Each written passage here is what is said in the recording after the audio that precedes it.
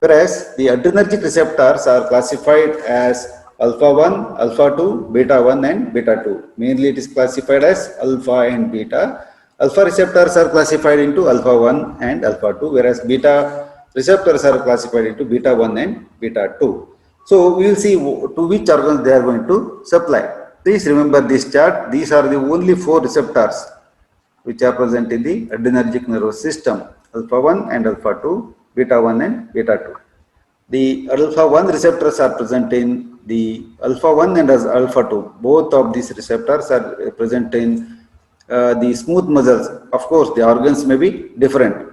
Some of the organs may contain alpha 1 and some of the organs may contain alpha 2 type of the receptors.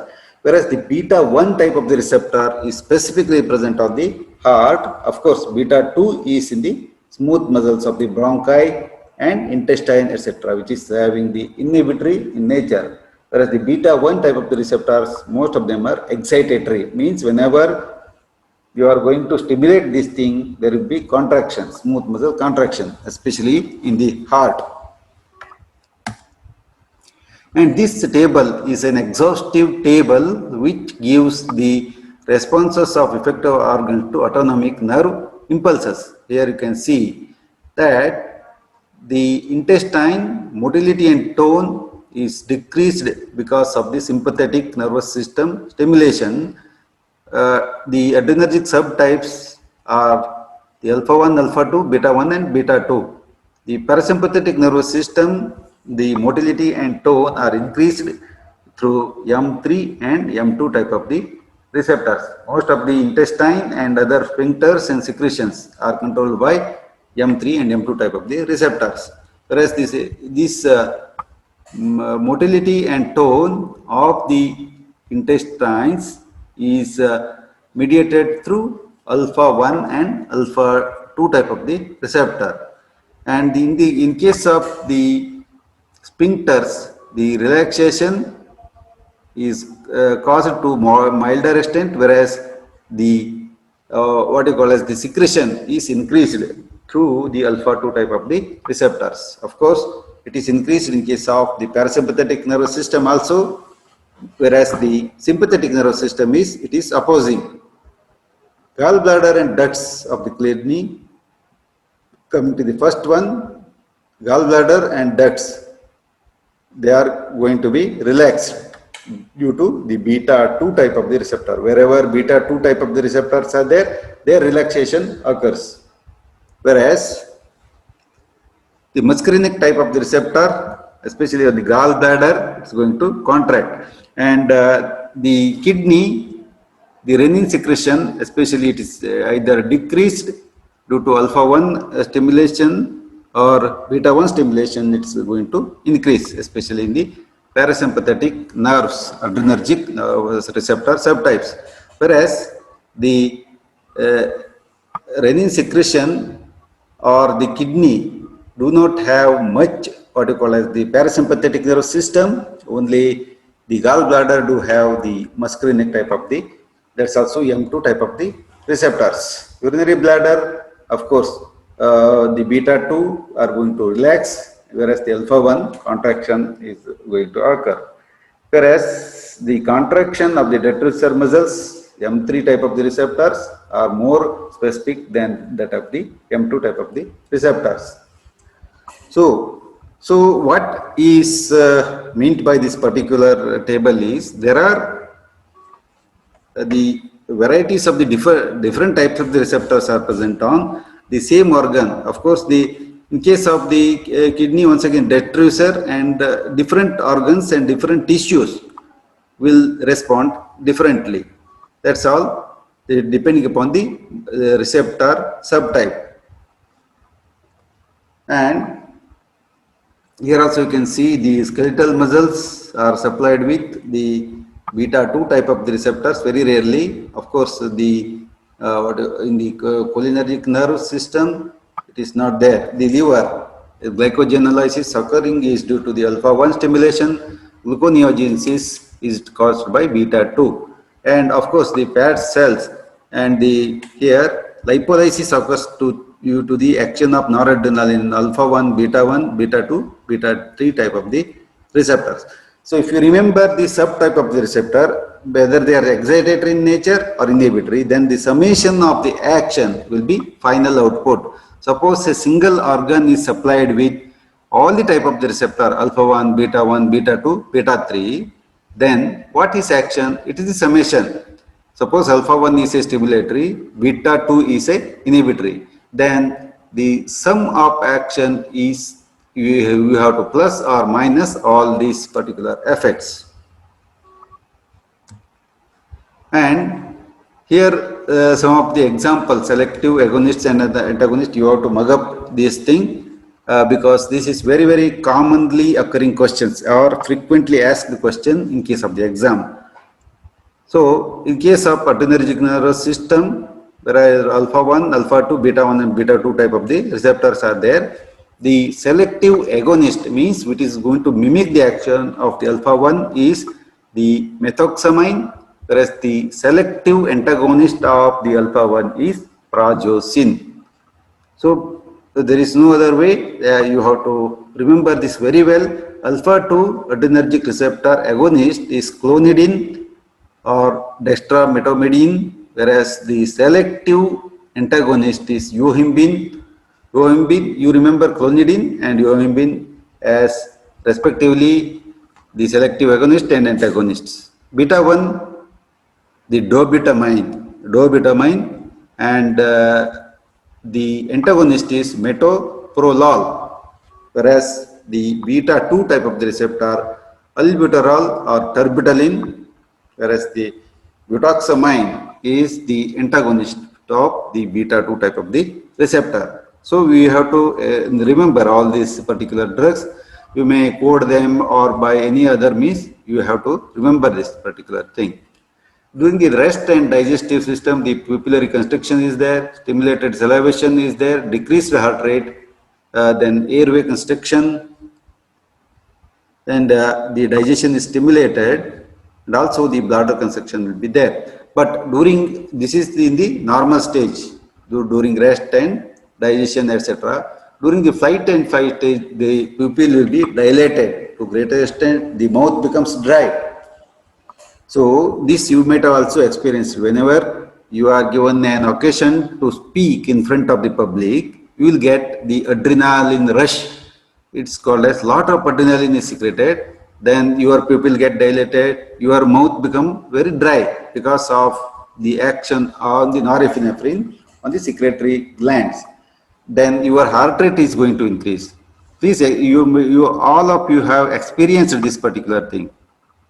This is due to the adrenergic stimulation, increased heart rate. You will feel that your heart rate is increased to greater extent, and your what you call as the respiration also increases because of the airway relaxation. Whereas we will never worry about your digestive system at the fight or flight reflex because you are getting the energy due to the lipolysis or glucogenolysis. And the bladder is relaxed, and several times you feel to go to micturition. And many of you have the stage fear. If I call you to presentation suddenly, then there will be all these particular actions will be elicited, which are normal physiological behaviors. Here you can see that the vasomotor effect of the catecholamines. Catecholamines are, so the norepinephrine, epinephrine, etc., they are known as the catecholamines because they have got a very specific catechol ring.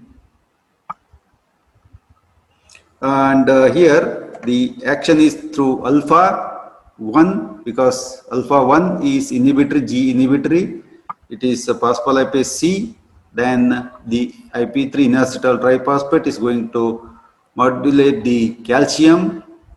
Then calmodulin, calcium and calmodulin is there. Then myosinase light chain kinase is there. Because of this thing, the muscle contraction occurs. Whereas if you stimulate alpha 2, then the adenylyl cyclase is going to be activated. Adenylyl cyclase is going to be activated, whereas the cyclic KMP may be either decreased or increased depending upon. Then there will be contraction or relaxation of the muscles.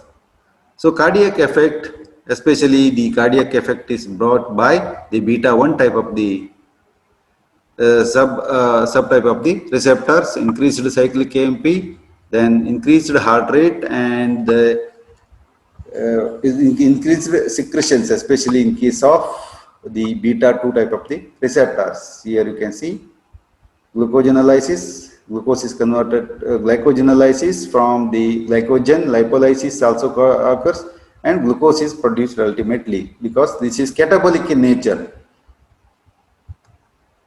The neurotransmitter of all preganglionic autonomic fibers, all postganglionic sympathetic fibers is acetylcholine. You have seen the earlier charts also whenever I was showing the pre-ganglionic autonomic fibers, all postganglionic sympathetic fiber, the neurotransmitter is acetylcholine. The adrenergic fibers compose the majority of the postganglionic sympathetic fibers. Adrenergic fibers, postganglionic sympathetic fibers. Here the transmitter is norepinephrine, noradrenaline, or it's also known as levoretinol because it's having the levorotatory property. The terms cholinergic and adrenergic were proposed originally by Dale, Sir Henry Dale, in 1954 to describe the neurons that liberate acetylcholine and norepinephrine respectively, cholinergic and adrenergic nervous systems. So, Sir Henry Dale first time he revealed this receptor theory in 1954 and called them as the adrenergic and cholinergic nerves. In case of adrenergic, norepinephrine is released, whereas in case of cholinergic, the acetylcholine is released. So here also the same thing is depicted here. The neurotransmitter is acetylcholine. In case of the most of the nerves, the acetylcholine is the preganglionic neurotransmitter, but depending upon the type of the nervous system, either adrenaline or acetylcholine are respective postganglionic neurotransmitters.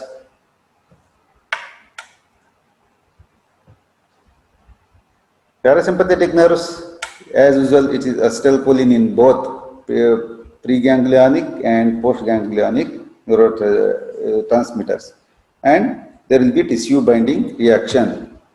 And once again, this chart is depicting the total activity of the human body through the sympathetic and parasympathetic. Here, the red is sympathetic actions, the blue one is parasympathetic in action. So, coming to the eye first, the contraction in the particular chart, I have shown that the contraction and relaxation are due to the different receptors of different nervous system. So, the sympathetic or adrenergic action or contraction of iris, radial muscles, etc., whereas the parasympathetic action is contraction of iris, sphincter, muscle, etc. occurs. And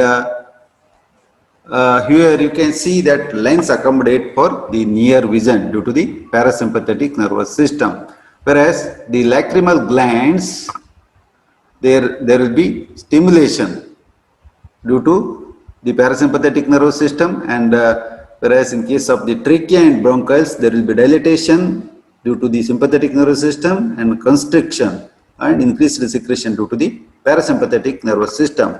Whereas the heart do have the inhibitory effect due to the cholinergic system, decreased heart rate and decreased contractility, and increased heart rate in increased contractility due to the adrenergic nervous system, because the beta type of the receptor, especially beta 1, is dominating there.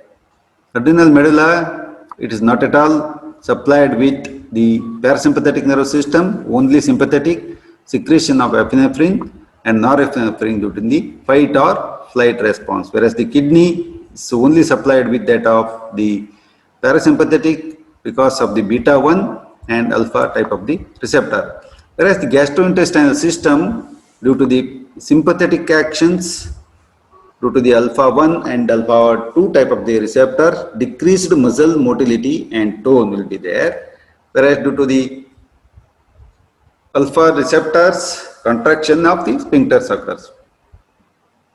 Especially increased muscle motility and tone are brought up especially due to the parasympathetic nervous system. In case of the urinary bladder, ureters and the bladder, relaxation of the detrusor, contraction of trigon and sphincter muscles occurs due to the sympathetic stimulation, whereas the contraction of the detrusor, opposite action to that of the sympathetic, relaxation of trigon and sphincter muscles occurs, especially due to the parasympathetic nervous system. And the blood vessels, of course, the dilatation is seen because of the sympathetic nervous system, and especially the skin, mucous membranes, and the splanchnic area is majorly supplied with that of the sympathetic nervous system and going to constrict.